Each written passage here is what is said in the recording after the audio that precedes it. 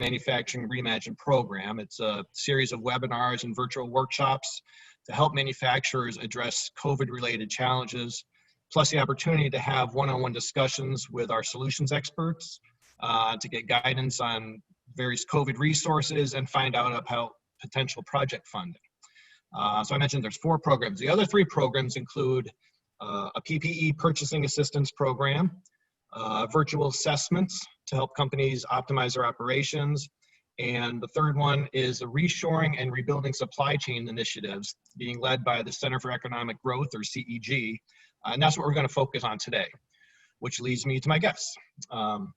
First up will be Michael Lobsinger, Senior Vice President for CEG's Business Growth Services and the Regional Center Director for the Capital Region MEP.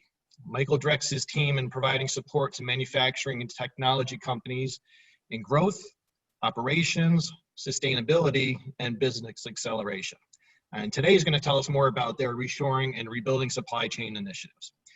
Next, we'll have Jim Gleason, the Technical Director at Environmental Composites Incorporated, who's a leader in advanced textile solutions. Jim and his team create new technology solutions with a goal of solving real-world problems and offering value in the market through innovation. And then finally, we'll hear from Dan Radomski, an advisor to FuseHub and a consultant to a number of high-tech companies, hardware manufacturers, and clean tech accelerators nationwide. Dan also was one of the lead developers for the Department of Energy's Bill for Scale curriculum that helps educate hardware companies on how to scale their business. So for today's agenda, Michael's going to start us off by explaining the reshoring and supply chain initiative they're working on and talk about what assistance they're providing to manufacturers. Then Jim's going to share a best practice of how his company took supply chain into their own hands and was able to make PPE during a pandemic.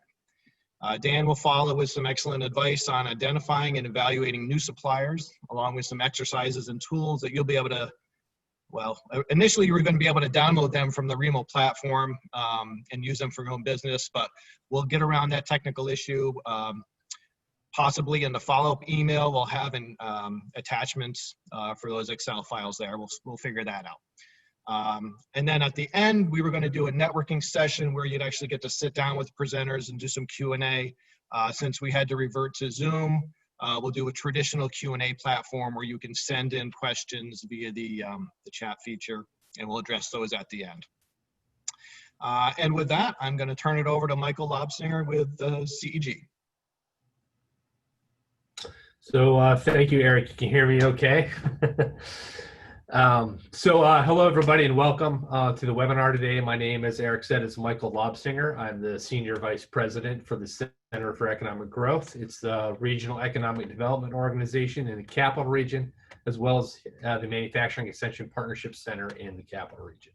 Before we get started with Jim and Dan, I just want to give you a little bit of an update on the NYMEP reshoring and supply chain program that Eric talked about, which fits in line with the topics of today and then a later webinar on the 8th. So just to start, Eric alluded to the funding for companies impacted by COVID. So the National Institute of Technology and Standards, or Standards and Technology, NIST, through the Federal CARES Act, was included $50 million to support small and medium-sized manufacturers that were impacted by COVID. So New York State was awarded a portion of these funds to support various different programs, which includes the Reshoring and Supply Chain Initiative, which was around $800,000, which was awarded to CEG and a couple co-partners, TDO out of Central New York and MTRC out of Long Island, two sister MEPs, to really put this program out there. And of that, 400,000 of that currently is set aside for doing assessments and working on specific projects towards supply chain impacts and reshoring efforts. So in the current phase, we are reaching out to manufacturers across the state to get feedback on any impacts and actions being taken to their supply chains, or in reshoring, or just in overall maybe loss of business due to COVID-19. So one thing I would like to do is to urge manufacturers that are here, or even our partners, to share or fill out the survey that's at the link below shown on the screen. It's really important that we gather this data and we take this data, because not only are we going to use it to kind of assess what companies can qualify for the assistance, but we also want to get an overall picture of how people were impacted. I've already kind of have been having discussions with the state and with the feds regarding, the assistance that we need, and there are going to be other programs that come available, and we want to be able to tell the story of how companies have been impacted. So it's really important that we actually get some feedback from that. So all of our MEPs will be reaching out to their contacts, but even our partners in the manufacturing state, please take a look at that website and fill out the survey. We'd be greatly appreciated for that. In order to qualify for assessments or the grants that'll be out there, we do need you to also fill out and do the survey. So if you are looking for funds especially, we'll want you to fill that out. Where that's going to land grant-wise is the assessments for the companies that we identify that qualify will be free. Those will be conducted either by the MEP or some of our other partners in reshoring and supply chain. But then grants will be up to $10,000 for project work that goes directly towards trying to either do a better job selling to OEMs that want to reshore, or shoring up your own supply chain, or actually doing a reshoring effort yourself. We've come across quite a few different companies that are looking at, they want to buy a bit of an equipment and do some project work, or really understand the opportunity for them to maybe become more vertical instead of importing goods. So the other benefit is a lot of these projects also can be supported by other grants. So it's really important that if you're looking at those things, to engage with us, because we can help assess if there's other funds that will come available. So definitely open to questions when we get to Q&A. And if you need to reach out to me, you can also email me at michael.l@ceg.org. So thank you, Eric, for this time. And I'm going to turn it over now to Jim Gleason with Environmental Composites to tell his wonderful story. All right. Let me pull up a presentation.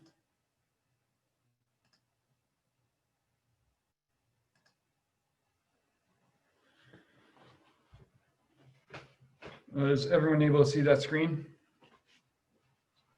Yep, looks good, Jim. All right. Thanks for having me. I've been a long time listener to these webinars, but it's my first time actually speaking at one. Appreciate the opportunity, and basically we'll kind of act as a case study, and then the next speaker, Dan, will really be the subject matter expert to, I think, dissect more of this. But we'll touch on supply chain risk management. We'll talk more about, though, the process we went through to develop this N95 respirator solution. Talk a little bit about what drove the timeline, and some of the lessons learned from this pretty unique experience that we've gone through. This is obviously a very serious disease from a health standpoint, but it's sort of had its own extinction event for businesses, as we've experienced. And certainly one of our takeaways, we really want to make sure we don't come out of one extinction event to make the same mistakes in a second occurrence.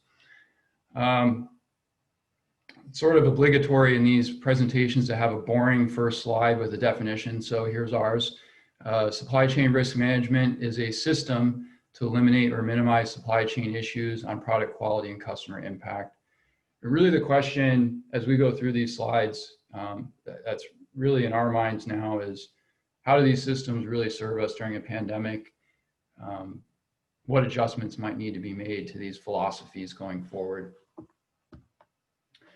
So to start, really just saying, where does environmental composites fit in the supply chain? Well, we are an advanced textile manufacturer. We develop a lot of our own equipment in-house so we can deliver unique solutions in the market through unique equipment capabilities. So this little funnel here is just kind of showing we've got our specialty fibers and chemistries. We also combine a lot of different textiles together to create hybrid textile products and maximize performance. So those raw materials come into our facility, And then our output is raw materials and finished goods, depending on the particular products that we're producing.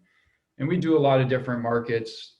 We've done some filtration, but nothing to do with respirators, mostly things like jet fuel filtration, conveyor belt substrates, advanced composite materials, and things of that nature. And so early on, probably in the March timeframe, we saw that there was clearly a need for these products. They're traditionally made in a process called melt blown, which surprisingly a lot of people know what that is now, but it's just a method of making a nonwoven, and is very universally used in making these types of filtration products, including HEPA filters. So we don't have melt blown capability. Our plan was, well, sort of the old, there's probably more than one way to skin a cat, so let's go after it and see if we can do it. That's very typical of our organization. We're a pull up your sleeves and get it done kind of operation. So our goals were to figure out how we can acquire a domestically supplied source for the raw materials that go into this type of product, run some R&D and product trials, potentially upgrade or acquire new electrostatic charging equipment that's used in these products. And I'll talk a little bit about that and give a crash course on these N95 respirators. And then of course we have to go through the certified lab testing and evaluation and understanding the filter efficiency and breathing resistance. So to jump right into the what is an N95 respirator crash course here, it's of course a filter that seals on the face. 95% of particles, that's the N95 reference, filtering at the 0.3 micron diameter, able to breathe comfortably, which comfortable is a relative term if you've ever worn one of these for an extended period of time. And then of course they have to be FDA and NIOSH certified.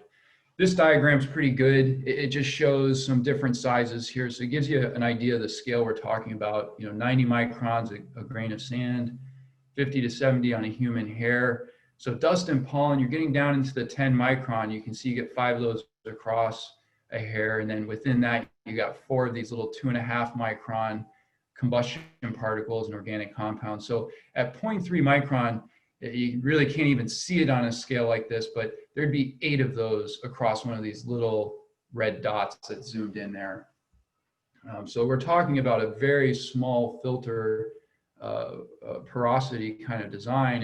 And really when you take a pore down to something like a 0.3 micron, you're just not gonna be able to breathe through it. So there's tricks that we learned in this process because we essentially had to develop this expertise overnight. But here's a microscopic view of what these filters look like. And when you breathe through a filter, it creates these air streams, and they're passing by these fibers in this fibrous network. And the idea is the particles are carried along the stream and they make contact with the fiber. And once you get particle to fiber contact, you've essentially filtered out the contaminant. Here's just getting into some of the details of this. So, you've got big enough particles like in the 200 to probably 30 micron range. You might start seeing inertial impact where the particle weighs enough that it can't stay with the change in the stream and actually creates impact. Interception, which usually means your porosity size is small enough or you just got lucky. Diffusion is interesting where actually if a particle gets too small, it's easier to filter. And it says a lot about how these viruses have evolved because these types of systems we're doing in these filters are really similar to what your body does through your respiratory tract. And so it's not by accident that these microorganisms and viruses are the size that they are. It's the most difficult thing to prevent. And so back in the 70s, we'll say somewhere around there, someone came up with a really clever idea of using electrostatics. And by creating electrostatic charge on the fibers, you're able to actually attract the particle to the fiber surface for effective filtration, rather than just relying on pore size. And ultimately, that's what's made these filters possible. Otherwise, you really wouldn't be able to breathe through them. And so, again, so just the electrostatic attraction here, basically just a bad analogy here of a truck driving through the woods, and these electromagnets actually attract it and filter out. And that's kind of just like I said, sort of a bad visual representation, but that's essentially what's going on in these filters. And that also concludes the crash course. And if there's any Q&A questions, feel free to ask anything you want in terms of N95s. I'll tell you what we know.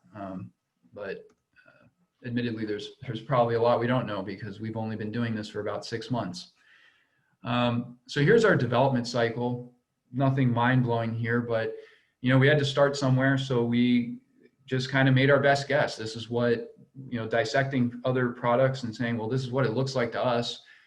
Brought in some raw material, ran some trials and prototypes, actually took some time to even identify labs that had the ability to do this testing outside of NIOSH, and of course they're all booked. But we go through this cycle, we get back results. We're not even close. I think our first mask came in somewhere about 30%, or maybe just below 30% efficiency. And so we knew we had our work cut out for us, but just continued to move through this cycle. And in the end, dozens of cycles, about a 6-month time. And we ultimately were able to reach, actually, we did get all the way up to above an N99, which means 99% filtration, although we've dialed back the design to an N95 for production purposes. So as we're going through that process, of course, the fibers are produced overseas. So we had to go to our fiber suppliers and sort of beg them to work with us and kind of develop this new raw material source so we could go and develop this new process to make these filters in order to try to keep up with the demand domestically. And of course, we won't go through all this again, but our supplier had the same process. They then had to go and look at their raw material options and go through their process. And so this whole thing kind of stacked together, and every logistic you can think of became an interruption. And I'm sure a lot of folks are familiar with the shipping interruptions and things like that. So we were literally meeting suppliers in the middle of the night, driving, meeting halfway, and figuring out how to get things from one truck to another without a forklift, and just doing everything we could to expedite through this process. Which brings us to this very cleverly titled slide here, the supply chain interruption, a disaster waiting to happen. It really, I think anyone who's paid any attention to the news or is just existed in manufacturing, like during Hurricane Katrina, I mean, there were major interruptions, and a lot of these events and wildfires and now pandemics, unfortunately, are just becoming a reality. And like I mentioned, these are, they're taking out businesses. And so it's just really something that has become a part of our regular conversation of how do we be better prepared for these, and make sure that we're one of the companies that survives and continues to employ and develop products. And one of the things we've talked about, and again, this really isn't our subject expertise, but just sharing some of the things that we saw, understanding our pain threshold, a lot of our business just disappeared, and understanding that better. And anybody hear me in here? Yes, we can.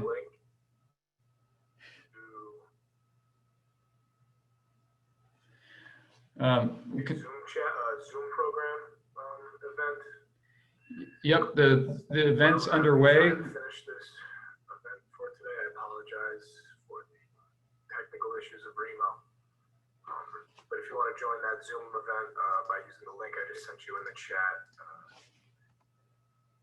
we can try and make the most out of this crappy situation. There will be a recording.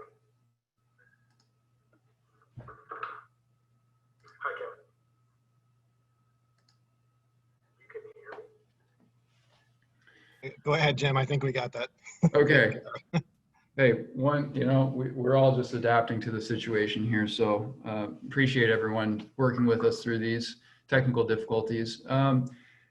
So anyway, like I said, just some things to think about there. The global economy model, I'm not here to say it's completely failed us, but maybe there's some things to consider. We certainly are looking at, how to value domestic sources in our supply chain, considering both domestic and foreign sources for products, geographic diversity in where we're sourcing our products, and the benefits just being, minimizing the travel and trade interruptions, having more robust domestic supply chain through long-term investment. So not expecting a domestic option out of the blue, knowing that we've been investing in it all along, so it's there when we need it. And just being protected from location-specific natural disasters by having some geographic diversity. And of course, just in the more local and domestic economy, seeing a better reaction to crisis and improving the readiness to increase production on critical items like an N95 respirator as a great example, and job creation, of course, which I think we can all value in manufacturing, and also just having that technology and manufacturing ownership. And we're kind of looking at that, what is this, like this new global hybrid model? Just some final thoughts. You can't source from that which does not exist. As we kind of got into some of that crash course on this respirator, even seemingly simple products are born from complex manufacturing processes. We really thought, and we genuinely thought, and we're in filtration, we thought this was going to be an easy thing to produce. It was a reality check. It's a complex product, and the manufacturing is very complicated, and it wouldn't be hard to make a single mask, but applying staples and nose pieces and non-twisted elastic bands when you're trying to produce 15 million masks per month like we're trying to do, these are all very complex manufacturing issues that we just can't expect to solve overnight. And of course, foreign source products and subcomponents, as we've learned, do create some vulnerabilities. And so just being aware of those and mitigating them is certainly something to chew on going forward. So that's my time. Thank you. And also thank you to Fuse Hub for hosting this. Something that I can't not mention, Fuse Hub did step up and help fund some of our development effort in this N95 project. It really wouldn't have been possible without groups like Fuse Hub and so many people that we worked with through this process to help solve this complex problem. So thank you to the Fuse Hub team. And I'll now turn it over to an advisor to Fuse Hub, Dan Rudomsky. Thanks, Jim. My screen here.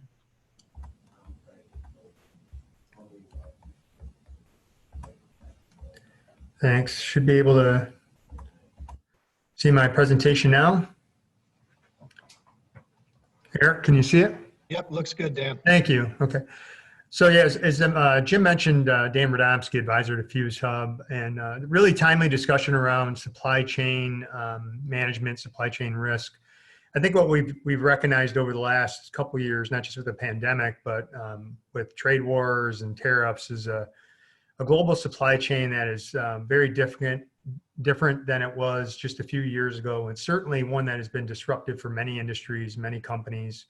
The pandemic has obviously created even a further testament to why we need to pay more attention to the suppliers we're working with, as well as supply chain risk management to ensure that our businesses are not impacted in a negative way.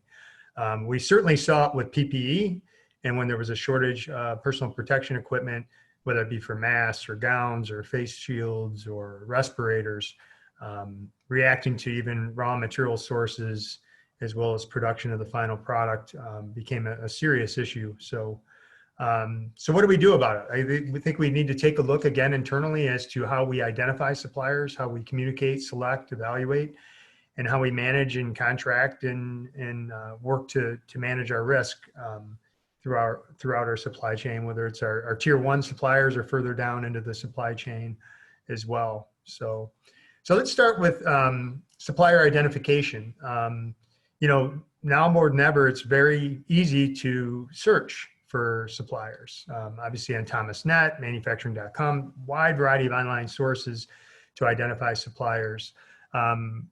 What I sometimes get overlooked is there's some other really great opportunities to identify suppliers that might be a good fit for your company. Trade shows and expositions are always a great way. However, during the COVID pandemic, those resources aren't as available to us as they have been. But one thing that often gets overlooked is just consulting with people. This is what we used to do years ago, right? Connecting with our local economic development agencies, chambers of commerce, and now even regional incubators, and more importantly, our manufacturing extension partners. And Fuse Hub, who plays a key role in the state of New York for identifying suppliers across the state, whether it's for design, engineering, prototyping, production, different materials. They're a really reliable resource to support you in finding the right supplier. And you got to remember, a lot of times when you're reaching out to people, they have some personal experience in working with those companies and can tell you, give you some really good recommendations that will reduce a lot of your time and effort in finding the right supplier for your product. So the other thing I always recommend is, as you start reaching out to new suppliers, is make sure that you're really thinking through the way you're communicating with suppliers. And for those that maybe are less experienced in this space, especially startup companies who we also work with here in New York, it's really important that you have a supply chain strategy before you go down this pathway of working with new suppliers, and be very open and honest about your stage of development and what you're trying to do, what your volumes are. And this will help you obviously match better with the suppliers that are more suitable for your company and your product, depending on volume, depending on complexity, all the above, right?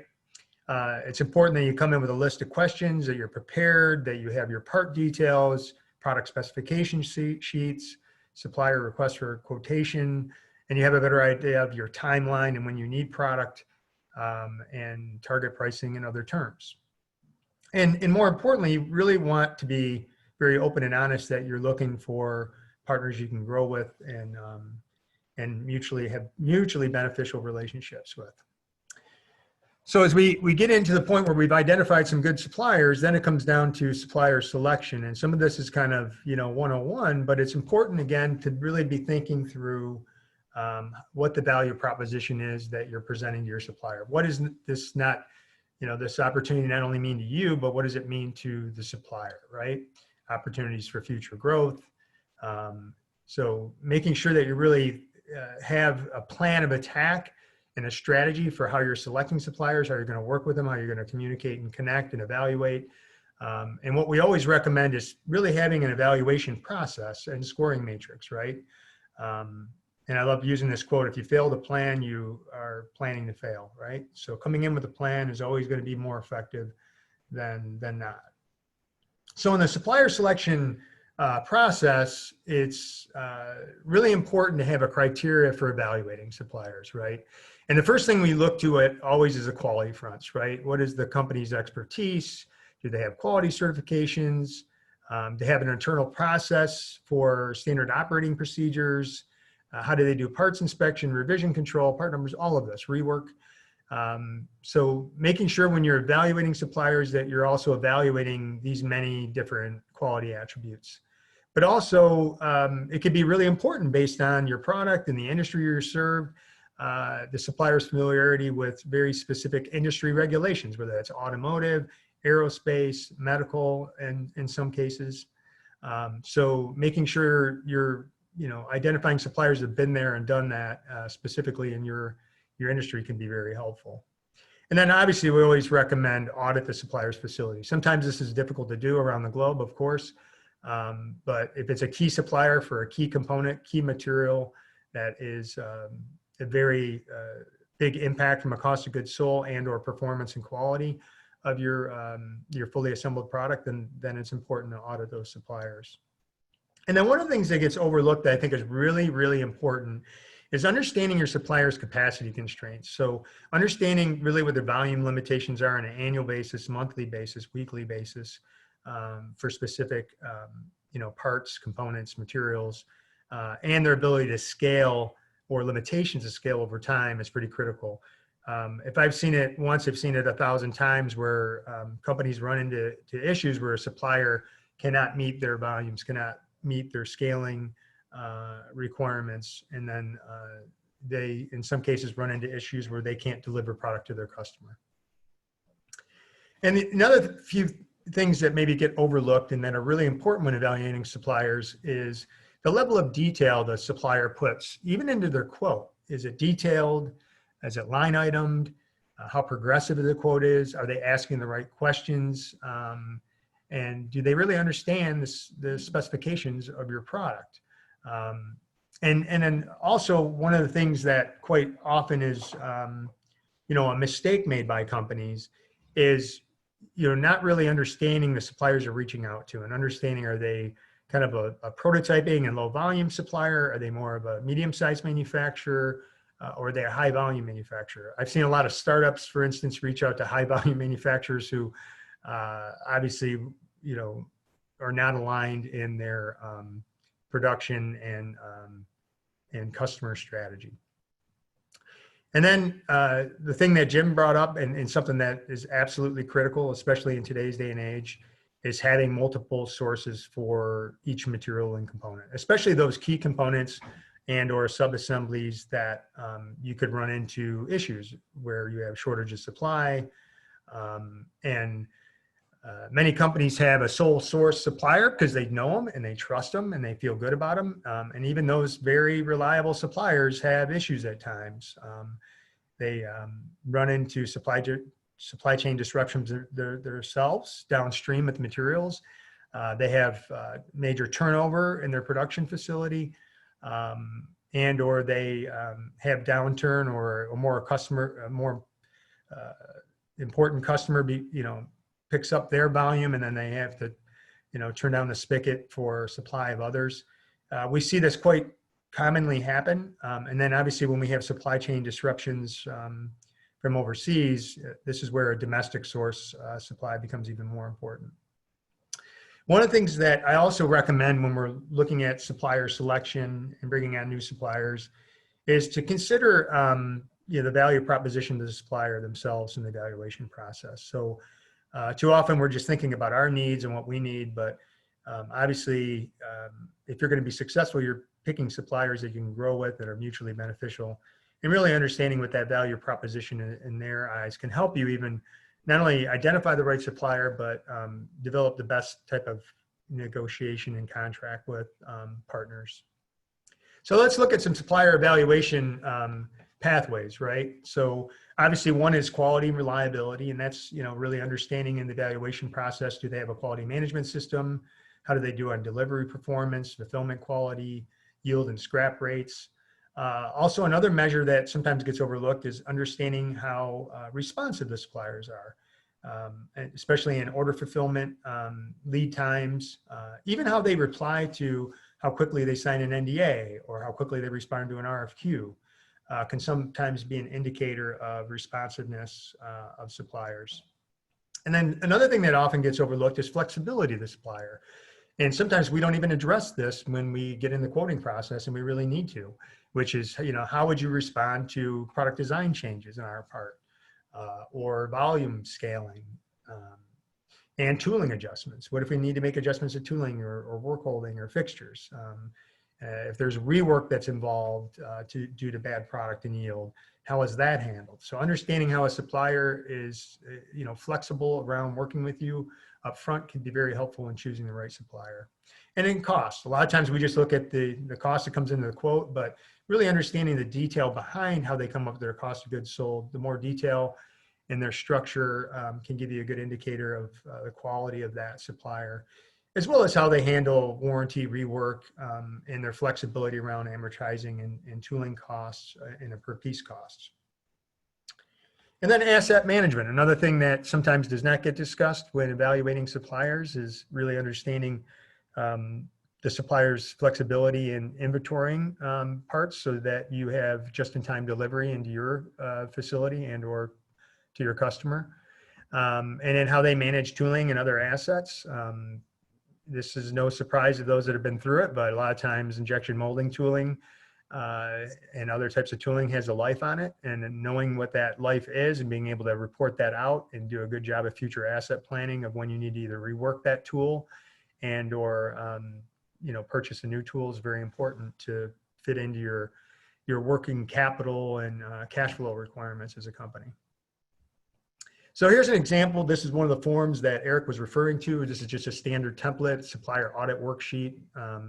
It allows you to kind of quickly go in and really customize this around your needs, where you can put the supplier in, their location, their contact information, and more importantly, kind of measure them in some type of rating system on how the companies measure up on performance, quality, and do they have a quality system, management system? How do they do quality tracing? How do they handle failure and scrap rates, delivery time, pricing, all of the above. So these sheets will be made available for you if you do not already have a supplier auditing process and evaluation matrix scoring system. You can use this as a template to customize for your own. And there's some examples in here of other supplier auditing worksheets. Sometimes you're going to measure these and more importantly, measure supplier to supplier. And you want to be able to do this on a apples to apples basis, very specifically how they measure on certain features, performance, quality, lead time, all of the above. In this case, you're also looking at, do they have the right registrations for quality? Some suppliers have very sophisticated cost reduction programs and other things that you can evaluate apples to apples. And you can also evaluate this not only on these measures, but also if they're the supplier supporting design, engineering, testing, not just manufacturing. So let's get into supplier contracting. So as we identify the right suppliers, we get to a point where we're evaluating them all. How do we make sure we're putting the right contracts and service agreements together that are mutually beneficial, and more importantly, address all the things that are going to be important that could come up in the relationship as we move on and work together. So here are some best practices. Definitely coming in again with a strategy on how you're going to negotiate and contract with suppliers is critical. Making sure that you can calculate the effects of alternative procurement terms with those suppliers. And that's not just on cost, but on volume, on delivery, and lead times and quality yields. And making sure you have established payment terms that support both your working capital and cash flow requirements, but also the supplier's needs. And then quite often there is not included in the service agreement lead time guarantees, which if critical and have long lead time on certain materials or components, very important to address upfront in a master service agreement. And then of course, quality, having, a clear understanding of ownership of quality issues, yield, rework, warranty, all of the things that we talked about earlier, but specifically too, what would be considered a failure in design of the product versus a failure in manufacturing.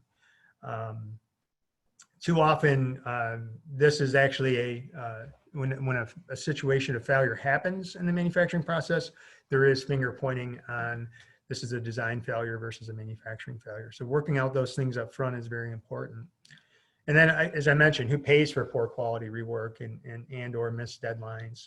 And then if you're, feel really comfortable about a supplier, but you're not sure they have the quality and or ISO certifications in place, it's okay to ask them for very detailed quality management process to be established with quality controls and quality tracing. Ensure that they document standardized work procedures, special handling requirements, and any other specific things they might need for workforce skill set, training, or safety requirements in producing your product in their operations. And then I don't want to overlook, like we talked about, incentives and or penalties for not meeting obligations also in the service agreement. The other things to address, and that might be quite important, is ensuring that IP ownership terms on both tooling as well as manufacturing process innovations are covered. So is that your company owns it, they own it, or it's shared, right? It could be a combination of both of you owning IP ownership on certain things. But having that documented and determined in the service agreement up front is helpful to do. And then making sure you really have all the other things you need to get a supplier under contract, including purchase orders, payment terms and conditions. And then look, also not overlooking, how to explore mutual gain with suppliers, as I mentioned. So, and that could be anything from, exclusivity for a supplier for meeting certain quality and performance and lead time requirements and price points, to even equity and or debt in your company if you're more of an early stage company. And then, even having incentives. So that could be better payment terms and or even pricing for meeting certain performance, quality, delivery times, or quality yield performances. And then even revenue sharing and other things are sometimes used as an incentive with suppliers. And as an example, think about what is important to not only you, but important to suppliers, especially if there's a really important supplier that you really want to work with. In some cases, even where they're, important supplier to your success, and may even be a tough one to partner with because they're a larger supplier, but they can bring you a lot of value. Think about what's important to them, right? In many cases, it's maybe better payment terms, right? Being paid net 15 or net 10 if you have the cash flow to support that.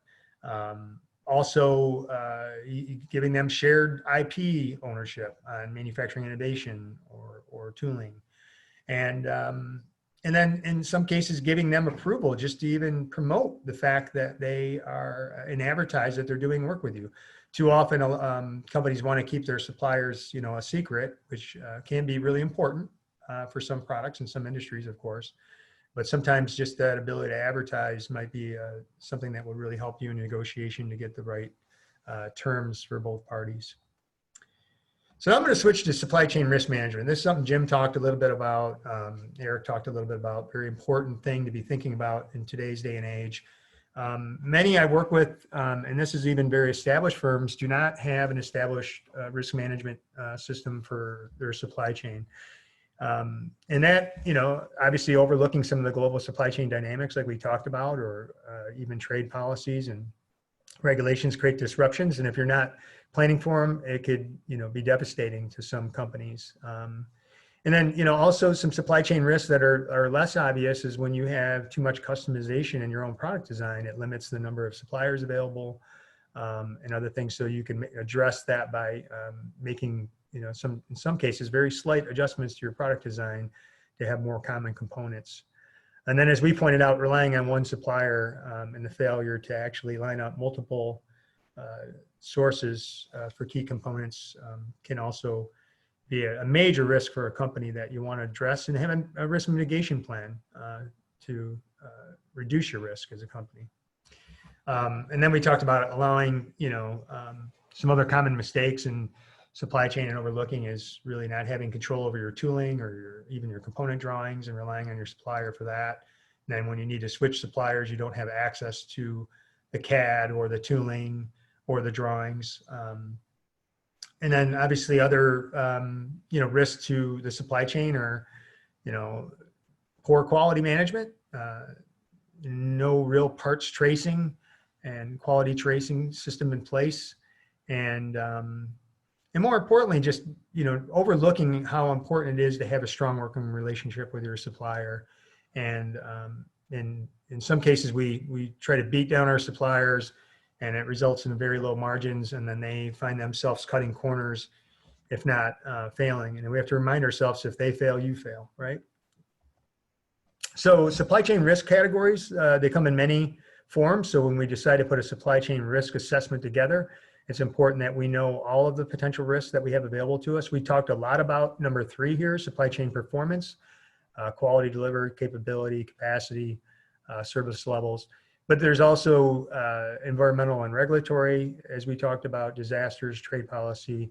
And then there's also supply chain disruption. This is, shifting dynamics in the supply chain and raw material available and incumbent power mergers and acquisitions. Sometimes that can drive up costs, and making sure you're paying attention to that is very important. When we have raw material shortages, like we did in rare earth materials that impacted the cost of final products like motors and other products.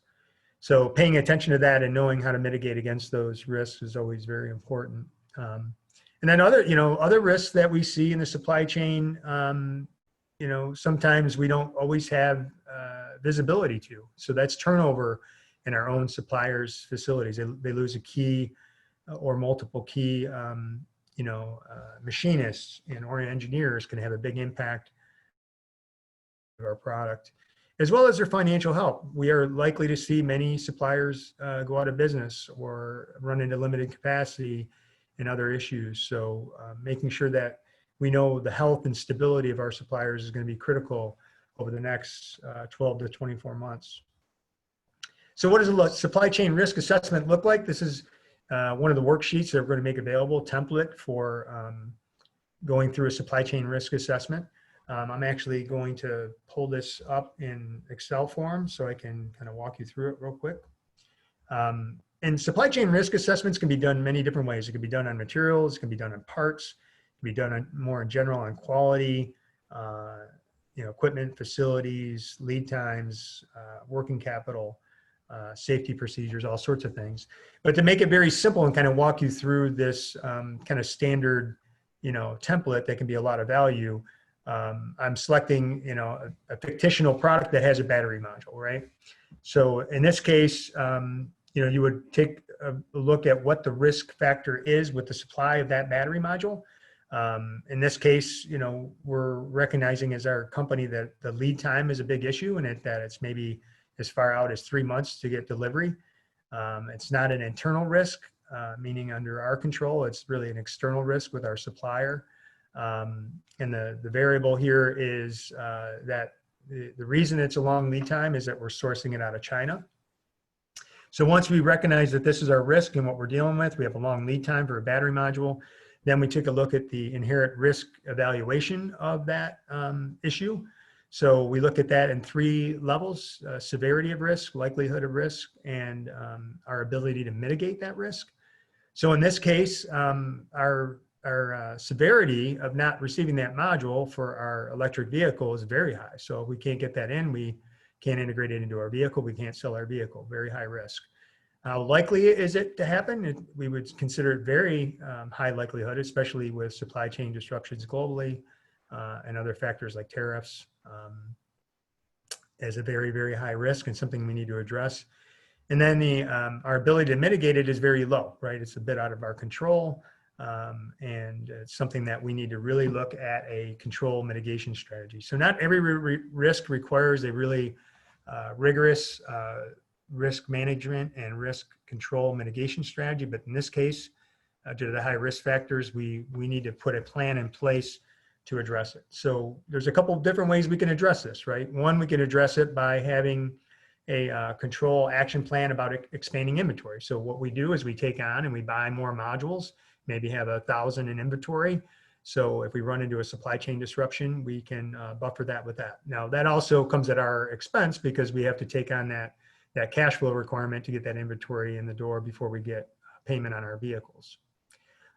The other contingency plan here is that we can find a domestic source and or a secondary source to have under contract.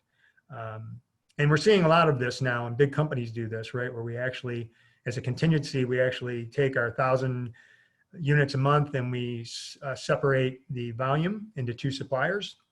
Maybe a domestic source that's more expensive at 100 units a month and our lower cost option at 900. And that way we have the ability to potentially ramp up if we have issues with our supply chain. But that's essentially how easy it can be to really go through a supply chain risk assessment and more importantly, put together a risk mitigation plan that can lower your overall risk as a company. So with that, I'll close with another quote. We have to remind ourselves as we think about bringing on new suppliers, evaluating them, bringing them under contract and partnering with them long-term, that we're really selecting the best strategic partners, not just the right suppliers.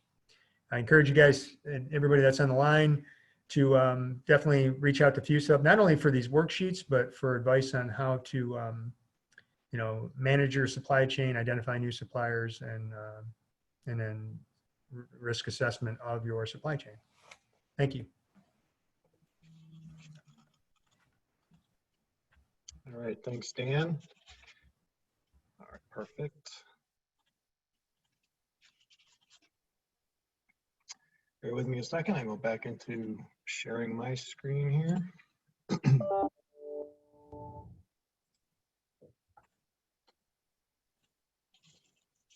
All right, how does that look? Good? Okay.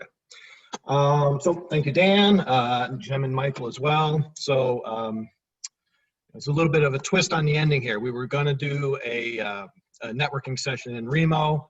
Unfortunately, for whatever reason, that didn't work. First time we've had that issue with that platform, so we'll be looking into that definitely. But backup plan for today will be to to hold traditional Q&A. So feel free to, I've seen a couple come in, keep sending questions in if you have them. The other thing I want to mention is, initially we're going to have links available in the Remo platform that you can download.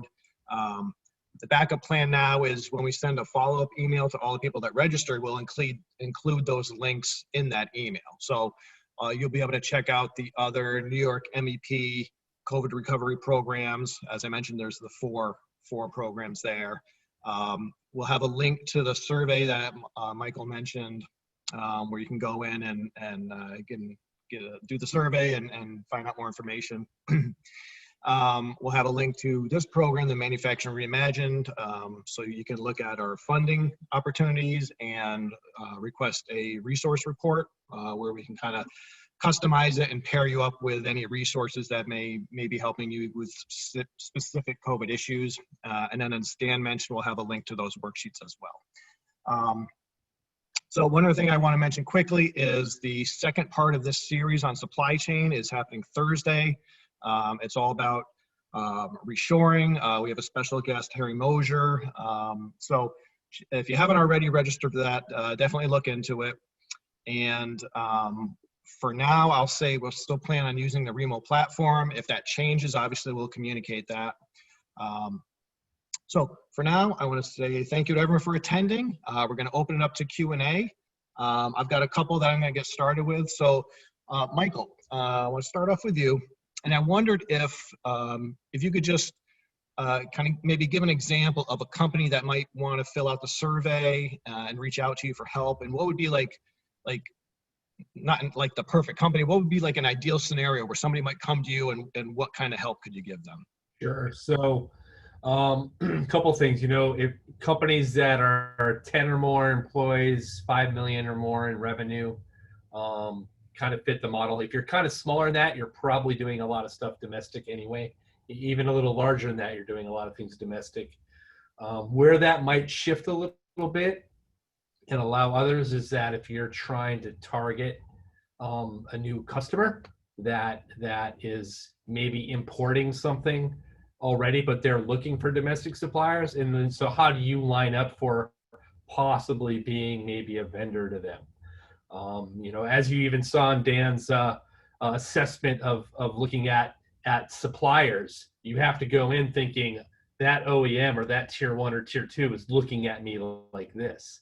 They're assessing me against other vendors and prioritize based on cost or impact and quality, lead times, all those things are important. So, those are even questions as a supplier to them, to be asking them, like, what do you value? You almost want to do that same chart to yourself as you're talking to someone you want to supply. So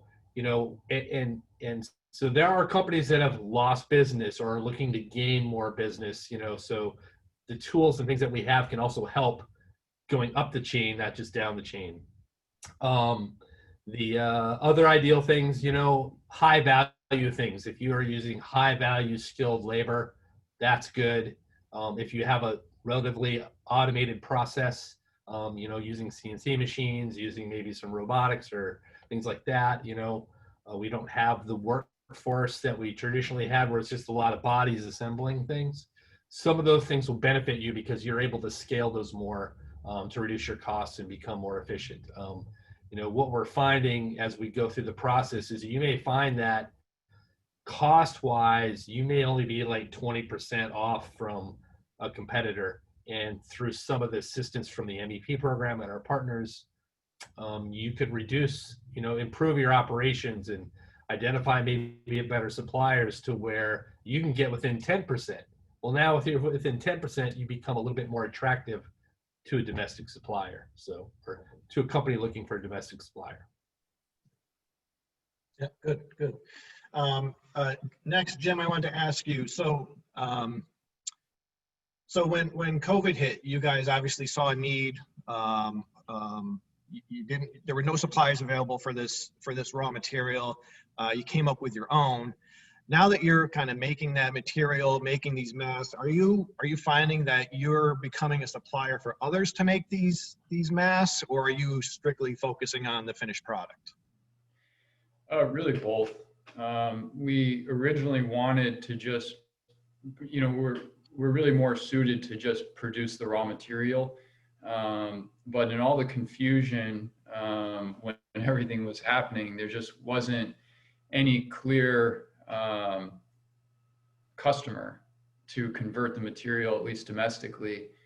And so we started to develop that. And as we started to develop the capability, other groups started to develop the capability as well. So at this point, it's really become a hybrid where we're invested in some equipment and capabilities of our own, but we're also working with specifically 2 other companies right now that are also developing the capability to not only form the mask, but apply the nose piece and the straps and do all the finishing operations. Cool. So we had a question come in through the chat feature, and they're asking. I think this actually came in, Jim, when you were talking, but anyone feel free to chime in. The question is, how did you adjust your supply flow, such as just in time, to stocking long term, and how did your suppliers change their shipping agreements, and are there any novel systems or arrangements that have come out of this? So kind of 2 questions. The first part deals with just in time, and Dan, kind of goes back to what you were saying about one of the mitigation strategies would be to beef up your inventory so you're not so reliant on or susceptible to shipping delays and things like that. Any other thoughts or kind of novel ways to handle that? We definitely had to blow up the just-in-time model. With just the shipping interruptions we saw alone at the beginning, there was no way we could sustain that model, and especially knowing how critical the devices that we were making are, the potential interruptions and things like that. Another thing that's just sort of anecdotal as you're talking about that is, kind of like this whole toilet paper calamity that we all saw where people started hoarding materials, but people started hoarding raw materials for manufacturing. It kind of goes back to that whole melt blown thing that I touched on, that, that was the material of choice to make these masks. And I can't even tell you, maybe as much as a dozen companies approached us with, millions of pounds of melt blown that they wanted to sell us. And not one piece of that material tested out. They bought stuff sort of sight unseen, and when we actually tried to use it, what we learned was it was defective. Most of it came back filtering at like 12% rather than 95%. And so it really threw some curveballs in there where you know, just in time. I mean, you know, really it was get it while you can and be careful what you get, you know, because there's really no telling until it shows up. And unfortunately, most of these folks who invested and bought those materials didn't even have the means to evaluate it. They had to send it to us to do the evaluation, you know, and I felt bad passing on that news. Yeah, yeah, yeah, definitely crazy times, and it was a kind of a free for all there for a while. So another question came in. With talk of supply chain, especially as it relates to urgent supplies like N95 masks, it seems prudent to talk about local finish assembly. What do the presenters look for when trying to find a finish assembly partner? So anyone feel free to chime in on that if you have thoughts. Yeah, I can respond to that a little bit. Feel free to join in, Jim, Mike. It really depends on the product you're producing, obviously, right? And obviously the requirements for final assembly or fulfillment are going to vary a great deal. But we're starting to see reshoring of some, you know, basic fulfillment of products, especially, you know, light assembly and, you know, packaging at minimum. So even if you're offshoring your product, at least doing that level of fulfillment here domestically, one would give you a, you know, extra level of assurance that you can even take in the product, test it, and do some validation work before you send it out to your customer. And then also obviously making sure that whoever you do pick for that partner in assembly, packaging, fulfillment, you know, has the right capabilities to bend, to sort, to test, to package, and more importantly, to meet fulfillment requirements directly to the customer in a way that's appropriate for your customer demands. So. Yeah, I'll add to that. I'll add to that a little bit. If you know, like Dan said, it really depends what you need done. You know, the quality level, any testing, anything you're going to do there. I mean, there are definitely like workshops that use handicapped employees and like the Institute of Blind and things like that can do some things, but you know, and they've been really great in New York. New York has a ton of resources there. Also depends on the level of technical that you need. You know, is there an engineer on staff that can solve some problems? We do have some of those programs that actually do injection molding, you know, so it's a pretty high-end process, and they get assistance in that sense. But you really need to understand, again, what's coming in and quality of it and the packaging. And you know, there are companies now that are, you know, they manufacture and then they're putting out goods that are on a reoccurring you know, a subscription basis, and it's a different product every time, and those things can require a lot of detail and attention, and you probably want to manage that a little bit more in-house. So Yep, good point. Yeah, I wouldn't mind saying a little bit about that as well. One of the first things we ran into on this was, and sort of things that I hope we all kind of learn going forward in a situation like this, was there really wasn't an organization to facilitate putting people together. So here we are, manufacturer, we're going, we think we can actually do this. We can make the raw material. How do we even find that company that can do that conversion? I mean, first, we didn't even know where to look. And we were cold calling, and of course, you know, if you're trying to call 3M in March, good luck. You know, there's no way you're getting through. Most of those sort of lines were completely crashed.